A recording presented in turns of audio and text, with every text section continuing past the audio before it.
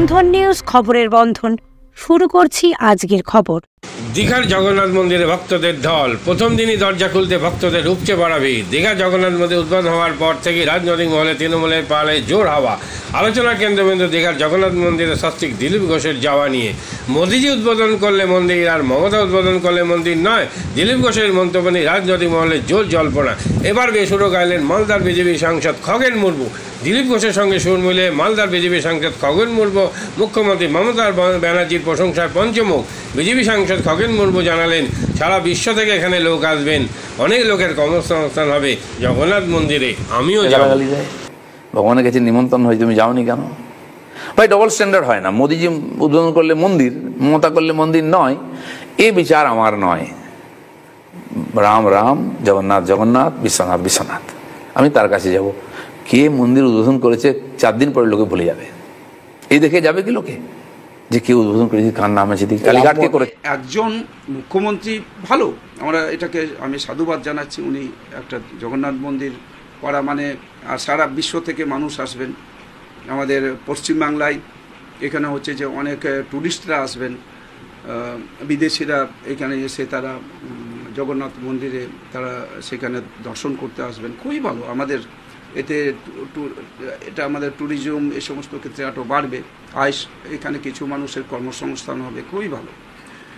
এবং এখানে আমরা এই যে পুজো আমরা করি, আমাদের জগন্নাথ মন্দির হয়েছে, আমাদের বাবা জগন্নাথের আশীর্বাদ সারা বাংলার মানুষ, সারা দেশের মানুষ, সারা বিশ্বের মানুষ, আমাদের এই যে এখানে মন্দির হয়েছে তার আশীর্বাদ সবার উপরে বর্ষিত হোক। এখানে আমি যখন যাব জগন্নাথ মন্দিরে, আপনি নিজে যাবেন?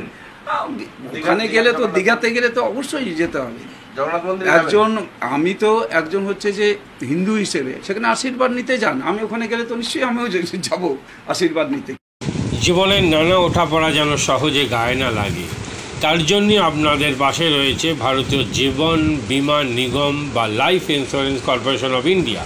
জন্ম থেকে মৃত্যু আর সুসময় থেকে বিপদের সময় সবসময় আপনাদের পাশে রয়েছে এলআইসি। তাই আর দেরি না করে আসুন, ভারতীয় জীবন বীমা নিগম পরিবারে অন্তর্ভুক্ত হন। জীবন বীমা সংক্রান্ত যে কোনো সমস্যার সমাধান আর নতুন জীবন বীমা পলিসির জন্য যোগাযোগ করুন 6289985550। মাদকাসক্ত যুবকদের জীবনের মূল স্রোতে ফিরিয়ে আনছে চুঁচুড়া নবজীবন ফাউন্ডেশন। আজ থেকে 7 বছর আগে পথ চলা শুরু হয়েছিল এই সংস্থার। হুগলি জেলা থেকে শুরু হয়েছিল নবজীবন ফাউন্ডেশনের কাজ। আজ গোটা উত্তর পূর্ব ভারতে ছড়িয়ে পড়েছে তার ব্যাপ্তি। জেলা ও রাজ্যের হাজার হাজার মাদকাসক্ত যুবকদের মানসিক ও শারীরিক চিকিৎসার মধ্যে দিয়ে সুস্থ জীবনের পথে ফিরিয়ে আনছে নবজীবন ফাউন্ডেশন।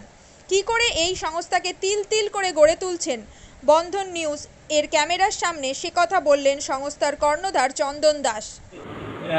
দেখি ওটার মধ্যে কি আছে, বা পাড়ার বড় দাদারা করছে, আমিও একটুখানি করি, ফিলিংসটা কি সেটা দেখতে যাই।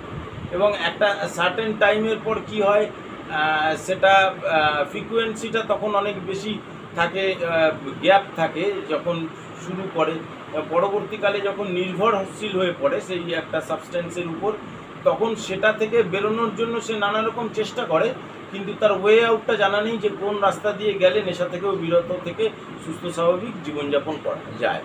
তো আমি ভাবলাম যে শুধুমাত্র আমি সুস্থ স্বাভাবিক জীবনযাপন করলাম, আমার জীবনের সার্বিক উন্নতি হলো, বা আমার যেসব এম বা আমি জীবনে যে জিনিসগুলো করতে পারিনি সেগুলো আমি ফুলফিল করলাম, তাহলে তো শুধু আমার কথাই ভাবা হলো। তাহলে আমি এরকম কিছু কাজ করি যাতে আমার মতো আরও 5 জন আমার দ্বারা উপকৃত হয়।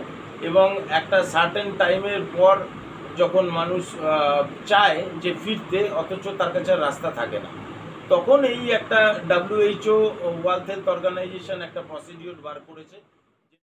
কম খরচে বিশ্বমানের আধুনিক চিকিৎসার হুগলির মিডল্যান্ড নার্সিংহোমে বাংলার বিশিষ্ট চিকিৎসকরা এই নার্সিংহোমে রোগীদের চিকিৎসা করেন। জটিল রোগের চিকিৎসার জন্য রোগীদের আর দক্ষিণ ভারত যাওয়ার দরকার নেই। হুগলির মিডল্যান্ড নার্সিংহোমে পাওয়া যাবে বিশ্বমানের আধুনিক চিকিৎসা পরিষেবা।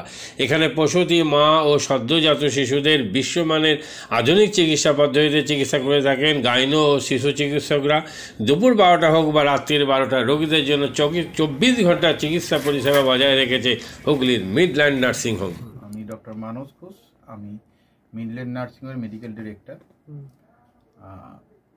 বিশেষত্ব বলতে যেটা আপনি বললেন, একটা হচ্ছে এনআইসিইউ, নিউনেটাল কেয়ার ইউনিট। আমি বলতে পারি এটা আমাদের আশেপাশে হুগলি জেলায় নেই।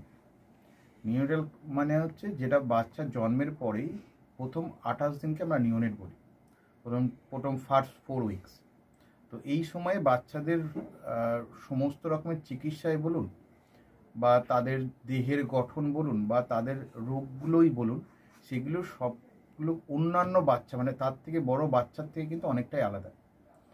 এবং এই ক্ষেত্রে বাচ্চারা খুব সেন্সিটিভ হয়, বাচ্চাদের রোগ প্রতিরোধ ক্ষমতাও অনেক সময় কম থাকে এবং এগুলোর জন্য স্পেশাল কেয়ার লাগে নিউনেট, এবং তাদের পুরো চিকিৎসা পার্টটা একটা আলাদাভাবে তৈরি হয় প্রথম 28 দিনের জন্য। আমরা এখানে চুঁচুড়া, বিশেষ করে চুঁচুড়া এবং হুগলিবাসীর জন্য এই জিনিসটা আমরা আনতে পেরেছি, যেখানে আমাদের বাচ্চাদের এই নিউনেটদের ক্রিটিক্যাল মানে খুব খারাপভাবে যে নিউনেটগুলো জন্মেছে বা যারা জন্মের পরে যারা হাঁপাচ্ছে বা যারা মেকোনিয়াম খেয়ে ফেলেছেন বা যাদের কোনো জন্মের পরে কোনো রকমের শ্বাসকষ্ট বলুন বা কোনো রকমের অসুবিধে হয়েছে বা জন্ডিস ধরা পড়েছে বা অন্য কোনো কমপ্লিকেশান হয়েছে, সেই ধরনের বাচ্চাদের চিকিৎসা করার জন্য উপযুক্ত ব্যবস্থা আমরা এখানে করতে পেরেছি। তার ভিতরে আমরা বলতে পারি আমাদের এখানে ওয়ার্মার আছে সাফিসিয়েন্ট, আমাদের এখানে 6টা বেডের জন্য ওয়ার্মার আছে এবং আমাদের এখানে ফটোথেরাপি মানে বাইলেয়ার ডবল সারফেস ফটোথেরাপি আছে যাদের কনজেনিটাল বা যাদের জন্ডিস ধরা পড়েছে তাদের জন্য, এবং বাচ্চাদের ভেন্টিলেটার আছে আমাদের একদম নিওনেটদের জন্য।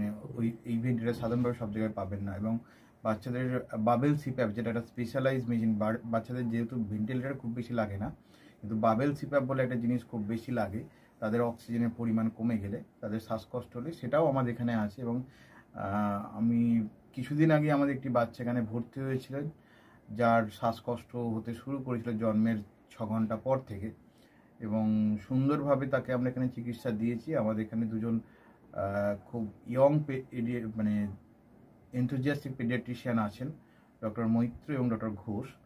তো তাদের দুজনের আন্ডারেই বাচ্চা ভর্তি ছিলেন। অন্য পেডিয়াট্রিশিয়ানরাও আসেন, বাট এনারা আমাদের এখানে সবসময়ই থাকেন মোটামুটি একটা স্তম্ভের মতো আমাদের নিউনেটাল কেয়ার ইউনিটের জন্য। এবং বাচ্চাটি এই মুহূর্তে খুবই ভালো আছে, তাকে আমরা ডিসচার্জ করেছি। এটা কি প্রিম্যাচিওর বেবিদের ক্ষেত্রে এটা বেশি প্রয়োজন হয়? ভীষণভাবে প্রিম্যাচিওর বেবি যারা একটু আগে জন্মেছেন বা যাদের ওয়েট কম হয়েছে, এবং অনেক সময় মায়ের বা ওয়েট অনেক সময় বেশি ওয়েট হলেও যে সেটা ভালো সেরকম নাও হতে পারে, যেমন ডায়াবেটিসের ক্ষেত্রে হতে পারে, বা অনেক সময় বাচ্চাদের বারবার জন্মানোর পর সুগার ফল করছে, এটাও আমরা দেখি। অনেকগুলো কারণেই যেগুলো জন্মের পরেই যে সমস্ত সমস্যাগুলো হয় সেগুলোর জন্য এরকম স্পেশালাইজ ইউনিট দরকার হয়, নিউনেটাল কেয়ার ইউনিট, এবং সেটা আমরা এখানে করতে পেরেছি। প্রথম কথা হচ্ছে জীবনের দাম সব থেকে বেশি, ঠিক আছে, এবং যে মা 10 মাস তার বাচ্চাটাকে গর্ভে ধারণ করেছেন তার জন্য সারা পৃথিবীর সব থেকে মূল্যবান জিনিস বা সেই বাবাটির জন্য কিন্তু সেই শিশুটি। রিগার্ডিং কস্ট যদি বলেন, আমরা এমনিতে একটা মফস্বল এলাকাতে থাকি এবং আমাদের পুরো নার্সিংহোমটাই মফস্বল এলাকাতে। আমরা সেটার কথা মাথায় রেখে আমাদের যে সমস্ত কস্টগুলো রেখেছি, এবং এই যেটা বললাম কয়েকদিন আগেই আমাদের একটি বাচ্চা যাকে হঠাৎ করে শিফট করতে হয়েছিল নিকুতে, সেই চিকিৎসা পেয়ে গেল।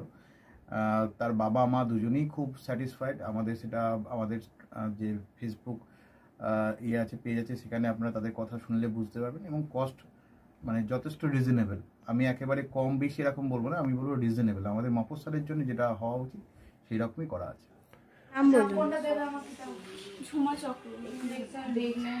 আপনার কি বাচ্চা আছে? কতদিন অ্যাডমিট ছিলেন এখানে? 4 দিন, আজকে নিয়ে 5 দিন ছুটি, ডিসচার্জ নিয়ে 5 দিন। কোন ডাক্তারের মানে আন্ডারে হচ্ছে? আর বাচ্চাকে কে দেখছিল? শুভদীপ মিত্র, ডক্টর শুভদীপ মিত্র।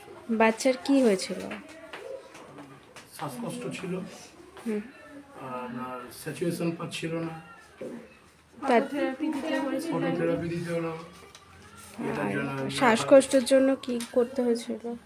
ভেন্টিলেশন দিতে হয়েছিল। প্রথম সকাল থেকে তো এমনি নর্মাল অক্সিজেন চলছিল, রাতের দিক থেকে আবার ভেন্টিলেশন দিতে হয়েছিল। এখন কেমন আছে বাচ্চা? এখন ভালো আছে, একদম সুস্থ।